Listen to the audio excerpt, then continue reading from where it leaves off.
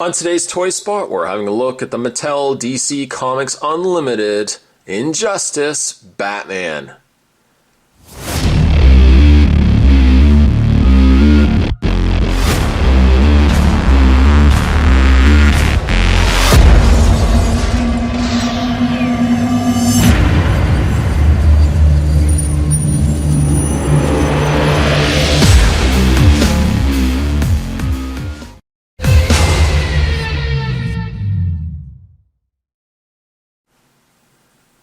I was really on the fence picking this figure up, and ultimately I think it was a figure that I picked up really with the intent of reviewing it more so than of personal interest. I can tell you I don't like the look of Batman one bit in the Injustice game. In fact, there are a lot of characters in the Injustice game that I just don't care for. Though I don't have the game yet, likely what I will be doing is when I get the game, those new 52 skins, as soon as I get those on there, I'm going to be totally playing as those character models. The model of Batman as it stands in the game, just said it. On the side of the packing, speaking of costumes, there is the costume of Injustice Batman. It's a little too armored up for my liking. When we flip over the package, there's the same picture on the side, the left side of the package. On the right side, the other figures that you can pick up are the New 52 Wonder Woman, as well as New 52 Superman.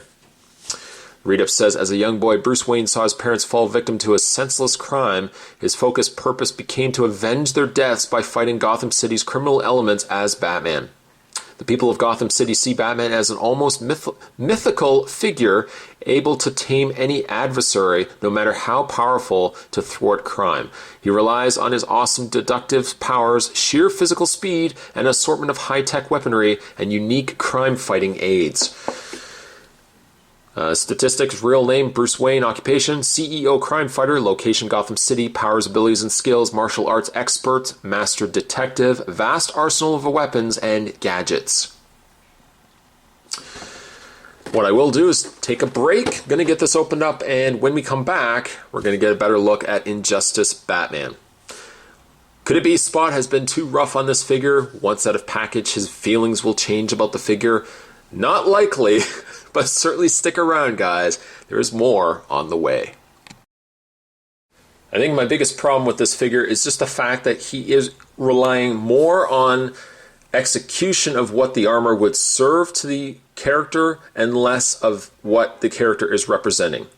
In this case, you've got yourself a very armored up, ideally it really looks like a knight. It looks like something from medieval times. And then with that, you've got the addition of the Bat logo on the chest, and then of course you've got the ears on the cowl. Aside from that, it looks like something from a futuristic sci-fi movie, and it looks less like Batman. The coloring, one of the complaints I think many collectors have, the coloring on this Batman is almost that of a purplish, almost a purplish pewter color. I don't think it works well, and then on top of that you've got the blue trimming around the gauntlets and then the blue in the cowl and cape. It's just a modge podge of mess, and I think elements of the figure work well, but collectively I think it's a mess of a Batman. Speaking of messes, let's look at the biggest mess on the figure, and that's his face. It looks, I think for starters, it looks unfinished.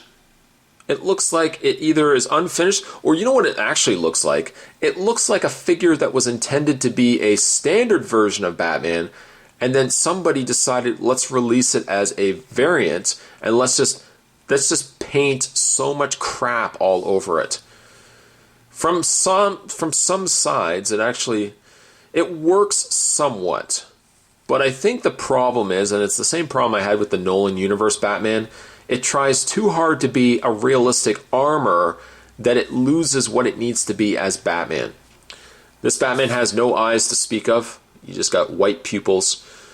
His mouth is about the only ounce of flesh that you see on the figure. It's just, I almost feel as if because the figure has so much going on for it, it almost ends up coming across as a boring figure. His ears are something else that really is problematic for me. For starters, it looks like the back of his head, right here, it looks like it's been cut off. Just looks like Batman was put against a meat slicer and they've just trimmed or sanded down the back of his ears. I don't know what this is all going on in the back. Maybe it's just all his other communication devices and other things he would require. Maybe just a hard-headed helmet, and then they just put the ears over top. The top of it looks like the pincers of a beetle. If Batman was turned sideways, like so, and we weren't even looking at his face, you would think to yourself, that looks like a beetle. It looks like a beetle. A stag beetle, perhaps? I don't know. That's one thing. I know Batman. I don't know much about beetles. There's just too much color. Between the blue could have worked. Then you've got the black. Okay, that could work. Then you start incorporating the silver. It's getting a little too much. Then you start incorporating that purple, and it's just a mess of a figure. The face is by far, for me, Spot, you're hard to read. Actually, tell us what you think of the figure. The face by far is one of the worst faces on a Batman figure. Now, if your involvement with Batman and your introduction into Batman stems from the Nolan universe, you might likely favor a figure like this more so just because he has that same armored up style to him. As a collector, I'm really rooted in the comics era of Batman, back in the day of the gray costumes. No armor, just a gray costume with a blue cowl. That was Batman for me. Looking at Batman like this, it's just too much.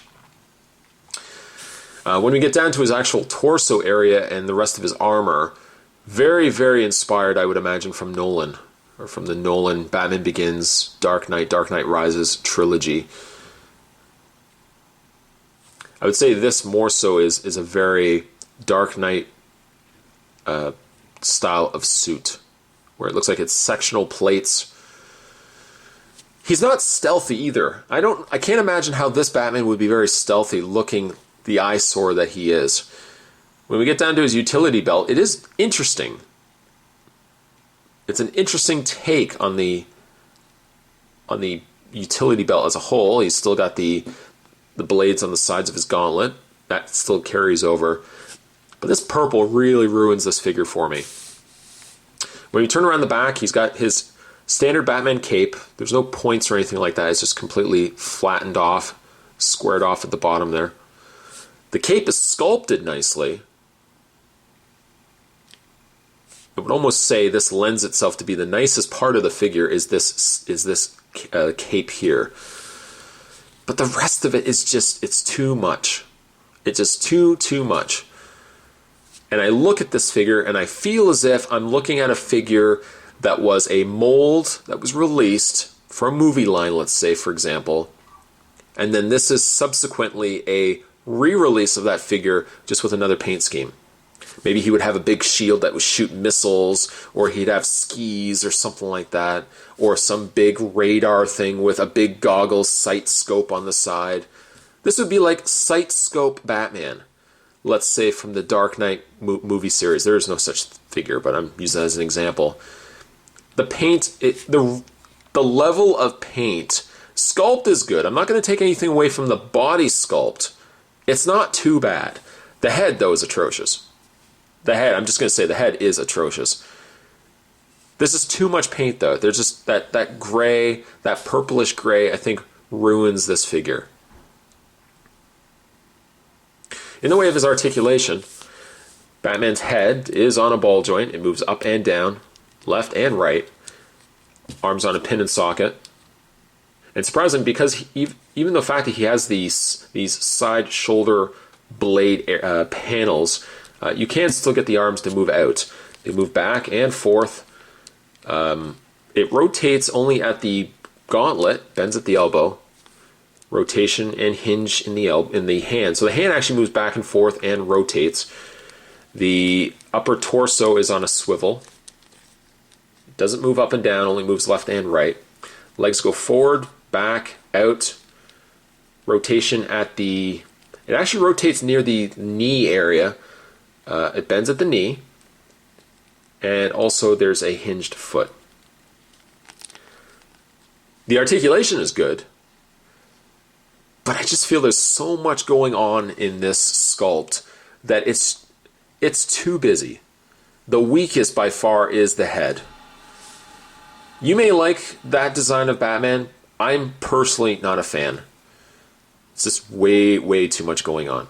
It's enough for me to say that this figure is a pass. It's enough for me to avoid playing this Batman in the game unless I'm using an alternate skin. For me, this isn't Batman. For you, it may be, and you're entitled to your opinion, but for me, this isn't Batman.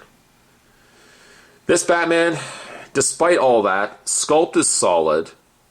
Even though I don't like the head, I'm going to give this Batman a 6. Maybe a little too high, but I think the suit is done well.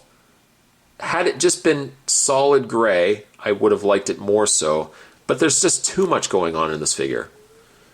And not enough that I could say I would recommend it, unless you really like the game. If you like the game and you like the models in the game, the character models, maybe this figure would be suitable for you and you would want to pick it up. For me, though, I would say it's a total pass. Today's Toy Spot, we're having a look. Today we're having a look at the DC Comics. We were looking at Injustice Batman. Thanks for watching, guys. See you next time.